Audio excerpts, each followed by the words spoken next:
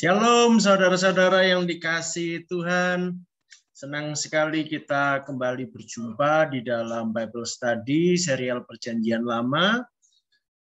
Kita hari ini akan belajar sesuatu yang cukup menarik yang saya beri judul Berseba babak kedua.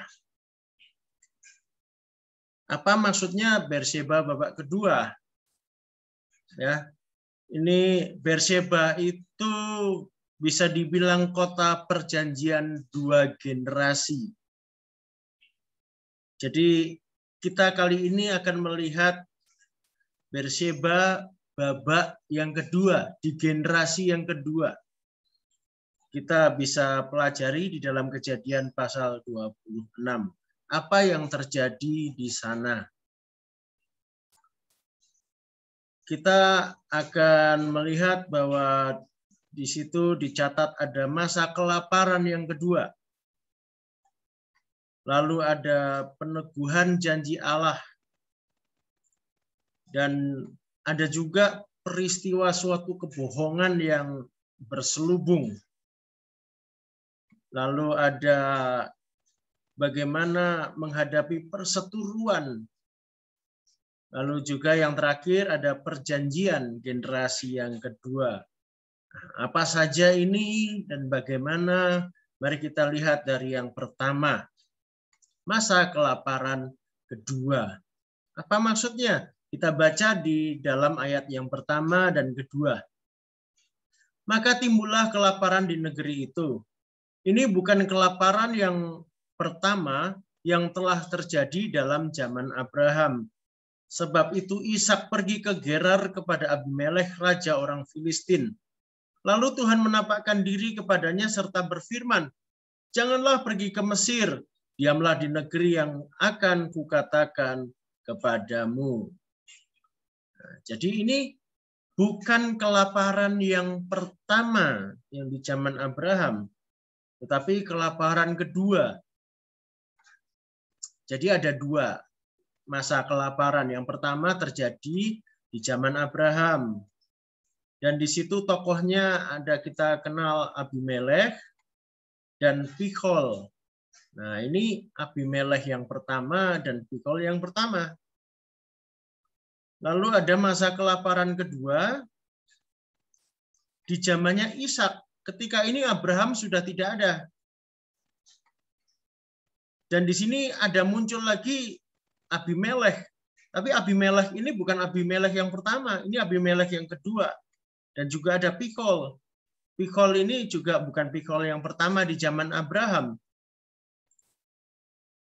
Mungkin ada yang bingung, loh kok namanya sama? Ini sebetulnya bukan nama. Abimelekh itu sebutan untuk penguasa, untuk raja. Sama seperti di Mesir ada sebutan Fir'aun. Kalau di Gerar, di negeri orang Filistin ini, sebutan untuk rajanya adalah Abimelekh. Dan Pichol itu adalah jabatan untuk panglima perang. Jadi bukan nama. Karena itu ya sama, sebutannya sama. Di zaman Abraham maupun di zaman Ishak. Jadi sudah jelas ya setting waktunya berbeda. Karena ada beberapa orang juga yang menganggap, wah ini pengulangan cerita di zaman Abraham, ini bukan kisah nyata, ini hanya pengulangan, hanya gaya sastra saja. Ini tidak demikian. Ya, ini betul-betul sejarah fakta yang terjadi di masa Abraham dan di masa Ishak. Nah, kemudian kita lihat tentang peneguhan janji Allah kepada Ishak. Di ayat yang ketiga sampai keempat. Tinggallah di negeri ini sebagai orang asing, maka aku akan menyertai engkau dan memberkati engkau, sebab kepadamulah dan kepada keturunanmu akan kuberikan seluruh negeri ini, dan aku akan menepati sumpah yang telah kuikrarkan kepada Abraham ayahmu. Aku akan membuat banyak keturunanmu seperti bintang di langit. Aku akan memberikan kepada keturunanmu seluruh negeri ini. Dan oleh keturunanmu semua bangsa di bumi akan mendapat berkat. Perhatikan janji yang diucapkan kepada Ishak persis sama seperti yang diucapkan kepada Abraham oleh Allah. Dan yang saya garis bawahi itu penting sekali. Oleh keturunanmu semua bangsa di bumi akan mendapat berkat. Ini adalah janji mesianik. Janji akan datangnya keturunan Abraham yang akan menjadi berkat untuk seluruh bumi. Yaitu Tuhan Yesus. Ya, yang akan menggenapi janji ini. Oleh Tuhan Yesus maka semua kaum, semua bangsa di bumi yang menerima dia mendapatkan berkat keselamatan. Janji Allah ini bersyarat atau tidak? Nah, ini yang menarik kita lihat. Kita lihat di ayat yang kelima. Karena Abraham telah mendengarkan firman-Ku dan memelihara kewajibannya kepadaku, yaitu segala perintah, ketetapan, dan hukum-Ku. Mengapa Ishak mewarisi janji ini? Karena Abraham telah mendengarkan firman Tuhan, memelihara kewajibannya, yaitu melaksanakan segala perintah, ketetapan, dan hukum Tuhan. Maka demikian juga dengan Ishak. Kalau Ishak mau mewariskan perjanjian ini terus turun-temurun, maka Ishak pun harus berlaku seperti Abraham. Mendengarkan firman Tuhan, memelihara kewajibannya kepada Tuhan. Jadi janji Allah ini bersyarat? Ya, namanya perjanjian itu butuh partisipasi dua belah pihak, bukan hanya sepihak. Jadi ini yang penting kita mengerti dalam hal janji Allah. Di mana Allah berjanji, maka di situ juga ada perintah yang harus dilakukan. Jadi jangan hanya mau menuntut janji Allah tanpa kita sendiri mau melakukan kewajiban kita di dalam bakti kita kepada Allah. Sekarang kita lihat berikutnya, kebohongan berselubung. Wah, ini seru. Kejadian 26 ayat 6 sampai 7. Jadi tinggallah Ishak di Gerar. Ketika orang-orang di tempat itu bertanya tentang istrinya, berkatalah ia, dia saudaraku, sebab ia takut mengatakan, ia istriku. Karena pikirnya, jangan-jangan aku dibunuh oleh penduduk tempat ini karena Ribka, sebab elok parasnya. Nah ini kalau saudara ingat, ini kesalahan yang sama seperti yang dilakukan Abraham dulu di Mesir maupun di Gerar. Wong istri kok disebut saudara? Bagaimana toh ini? Nah, kalau di zamannya Abraham, ya kita tahu memang Sarah itu adalah keponakannya Abraham. Dibilang saudara, ya betul. Tapi kan motivasinya untuk bohong gitu ya. Nah, kalau yang ini bagaimana ini? Istri kok disebut saudara? Kita lihat sebentar ya. Apa yang menjadi akar masalahnya? Nah, kita tahu Abraham itu berasal dari Ur Kasdim. Jadi Abraham itu orang Akadia dari daerah Mesopotamia. Mereka punya budaya yang cukup unik. Dan ini diwarisi juga tentu oleh Ishak dan Ribka. Budayanya bagaimana? Yang pertama, ya di zaman itu poligami adalah hal yang lumrah bagi masyarakat saat itu. Dan bagi orang Mesopotamia, istri yang paling utama, yang paling disayang, yang paling dihormati, itu diberi gelar saudara. Jadi di dalam budaya Mesopotamia, sebutan saudara untuk istri itu adalah sebutan kehormatan. Ini tercatat di dalam inskripsi Nusi yang sudah saya sebutkan di sesi sebelumnya ya. Di situ dicatat berbagai macam hal, termasuk di dalamnya ada tentang ini. Bahwa sebutan saudara bagi istri itu adalah sebutan kehormatan. Artinya istri yang paling dicinta, yang paling disayang, paling diutamakan lebih dari yang lain. Kalau melihat dari sisi ini, ketika Ishak menyebut Ribka sebagai saudaranya, berarti itu sebutan kehormatan untuk Ribka. Tidak ada yang salah untuk itu. Tetapi masalahnya, Ishak sedang ada di mana? Ishak tinggal di tengah-tengah orang Filistin. Kalau Abraham dulu sempat melakukannya juga di Mesir. Nah, orang Filistin dan orang Mesir jelas tidak mengerti budaya ini. Buat mereka kalau disebut istri ya istri, saudara ya saudara. Saudara itu bukan istri dan istri bukan saudara. Jadi budayanya berbeda. Jadi ketika Ishak menyebut Ribka sebagai saudara, di dalam budayanya sendiri, itu betul. Tetapi menurut budaya setempat, budaya lokal di mana dia tinggal, itu tidak betul. Nah, ini yang saya katakan sesuatu kebohongan berselubung. Perhatikan alasannya.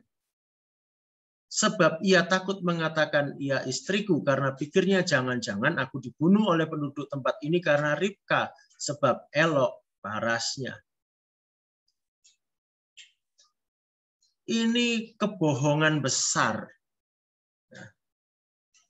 Jadi Ishak memanfaatkan sesuatu yang benar sebetulnya untuk melakukan kebohongan. Jadi ini siasat kebohongan yang luar biasa. Ya. Seolah benar tetapi tidak tulus, tidak jujur, tidak terus terang. Nah, ini jangan ditiru. Ya. Jangan mencoba merancang-rancang siasat untuk berbohong. Itu tetap dosa. Dan akibat dari kebohongannya, ya Allah tidak membiarkan begitu saja. Kebohongan ini terbongkar ketika Abimelekh tanpa sengaja melihat Ishak dan Ribka sedang bermesraan berdua. Wah, ketahuan sudah. Apa reaksi Abimelekh? Bisa kita baca di ayat 9-11. Lalu Abimelekh memanggil Ishak dan berkata, sesungguhnya dia istrimu, masakan engkau berkata dia saudaraku? Jawab Ishak kepadanya, karena pikirku jangan-jangan aku mati karena dia. Tetapi Abimelekh berkata, apakah juga yang telah kau perbuat ini terhadap kami? Mudah sekali terjadi salah seorang dari bangsa ini tidur dengan istrimu, sehingga dengan demikian engkau mendatangkan kesalahan atas kami. Lalu Abimelekh memberi perintah kepada seluruh bangsa itu. Siapa yang mengganggu orang ini atau istrinya, pastilah ia akan dihukum mati. Ini sesuatu yang tentu memalukan sekali untuk Ishak.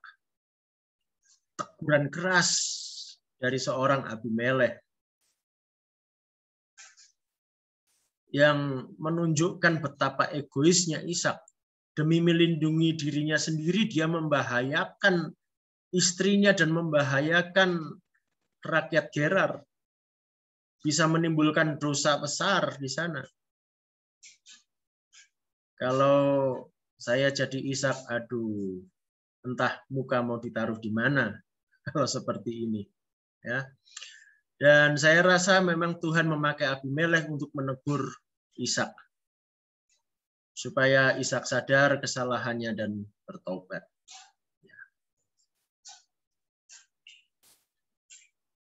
Kemudian maka Ishak pun melanjutkan hidupnya di sana dan Allah memberkati Ishak luar biasa. Dikatakan dia makin kaya. Dia punya kambing domba begitu banyak. Dan kekayaan Ishak, kesuksesan Ishak itu makin terkenal dan membuat orang Filistin menjadi iri hati. Mulai terjadi perseteruan. Dan kita bisa melihat di ayat 16, Abimelekh mengusir Ishak pergi dari situ. Ketika itu rupanya ada di daerah pegunungan atau dataran yang lebih tinggi ya. Karena disebutkan bahwa setelah diusir, maka Ishak pergi ke wilayah lembah. Kemudian di situ terjadi perebutan sumur. Ya. Orang-orang Filistin itu sudah menutup sumur-sumur yang digali oleh Abraham dulu. Dan Ishak menggali kembali sumur-sumur itu. Dan didapatkan air yang berlimpah. Tetapi orang-orang Filistin, orang-orang Gerar merebut sumur itu. Karena mereka berkata, ini milik kami. Nah, karena itu sumur yang pertama disebut Esek oleh Ishak. Esek itu artinya pertengkaran.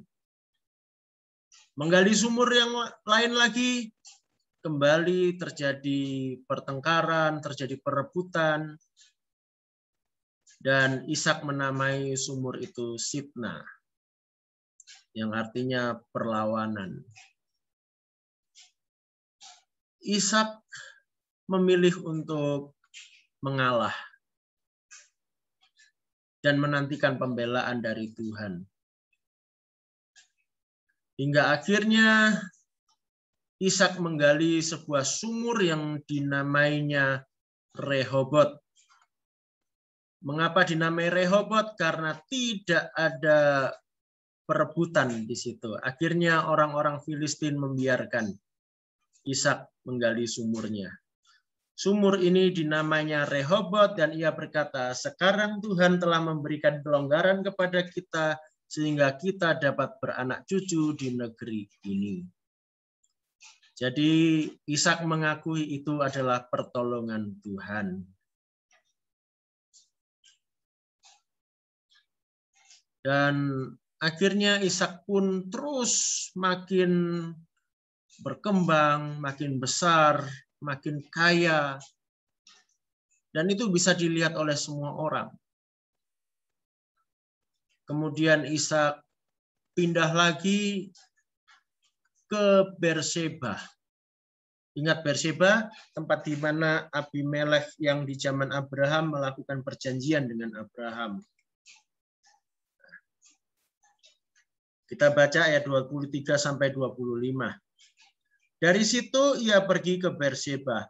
Lalu pada malam itu Tuhan menampakkan diri kepadanya serta berfirman, Akulah Allah ayahmu Abraham. Janganlah takut, sebab aku menyertai engkau.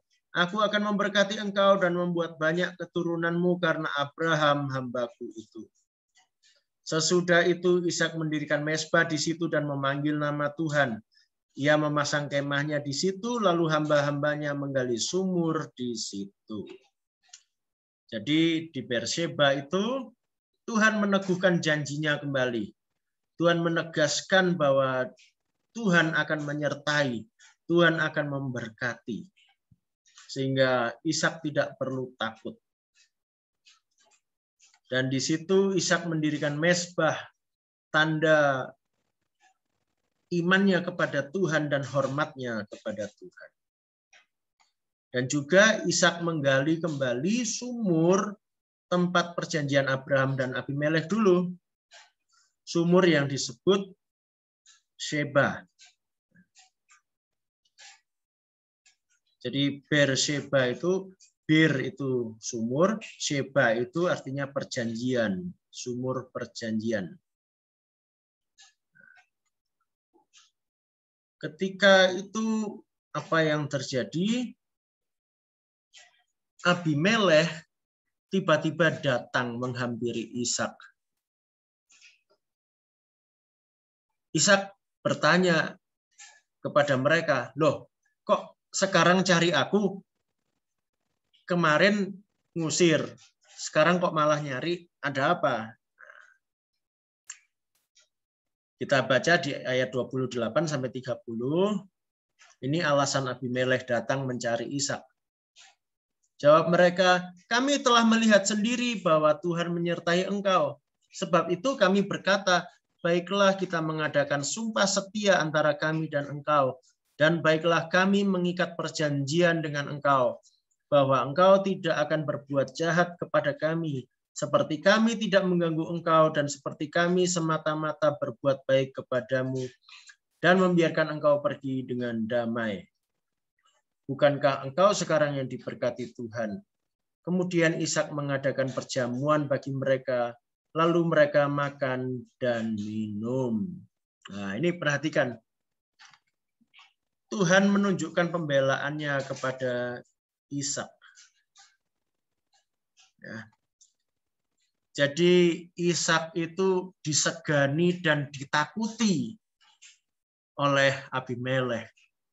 Karena apa? Karena Abimelekh melihat betapa Tuhan itu memberkati Ishak. Makin lama makin kaya, makin besar, makin berkuasa, makin berpengaruh.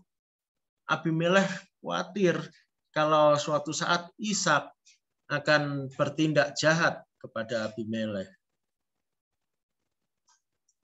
Padahal sebetulnya kalau dibilang siapa yang bertindak jahat duluan, Abimelekh yang duluan ngusir Ishak. Rakyat Filistin yang terlebih dahulu cari perkara dengan Ishak. Ngajak bertengkar, rebutan sumur. Ya. Tetapi kita lihat Ishak tidak ikut-ikutan jahat. Ishak percaya pada Tuhan dan Ishak tetap melakukan apa yang baik.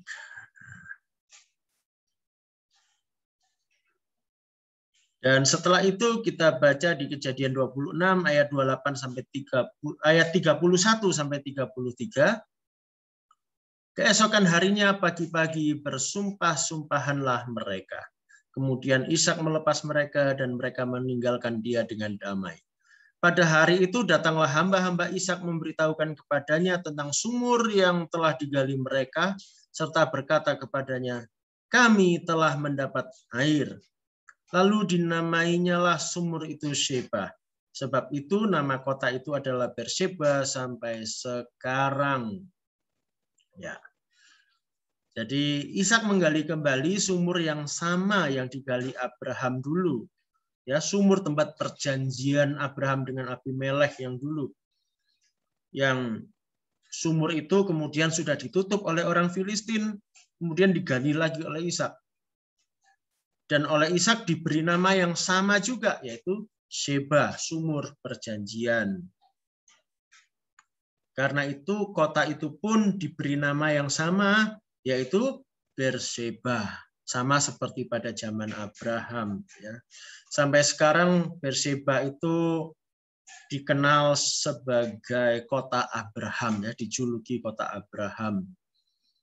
Dan sampai saat ini itu Berseba itu menjadi kota yang makmur, daerah yang makmur sampai saat ini, daerah yang kaya karena di situ banyak air. Demikianlah yang dapat saya sampaikan hari ini. Silakan dicermati, direnungkan, dan sampai jumpa di sesi diskusi. Silakan tuliskan pertanyaan-pertanyaan, jangan ragu, kita saling belajar dan mengajar, ya, supaya kita semua makin dipertajam, iman kita makin bertumbuh. Tuhan Yesus memberkati.